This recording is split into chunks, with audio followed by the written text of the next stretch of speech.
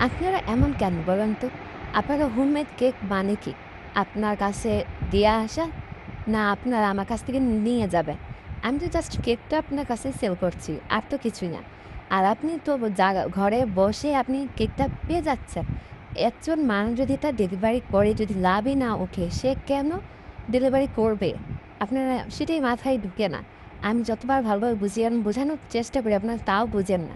অনেকে মনে করেন ৳১০ ৳২০ এক্সট্রা লেগে যাচ্ছে, থাক আমি আর কেক অর্ডার দিব না। কেক কনফার্ম করেও ক্যানসেল করে দেয়। আর যখন মানে কেকটা প্রাইস কম রাখবো, তাহলে মনে করবেন, এই আপু অনেক ভালো, ব্যবহার ভালো, আপু কমেই রেখেছে। হ্যাঁ, কমানো একটা লিমিট থাকে। আমার এমনও ক্লায়েন্ট আছে, যেখানে আমার ৳৬০০ পাউন্ড কেক, সেখানে বলে ৳৪৫০ করে রাখার জন্য। যেটা ৳৪৫০ রাখার উচিত, আমি সেটা রাখি।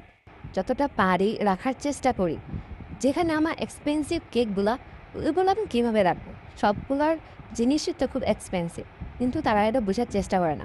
আর আসে ডেলিভারি চার্জ নিয়ে। তারা ডেলিভারি চার্জ নিয়ে, এত সমস্যা হলে আপনারা আমার পিকআপ পয়েন্ট থেকে নিয়ে যান। না, তারা সেটাও করবে না। যখন কথা হাতে কাজে না মিলে তখন বলে আমরা দোকান থেকে নিয়ে আসবো।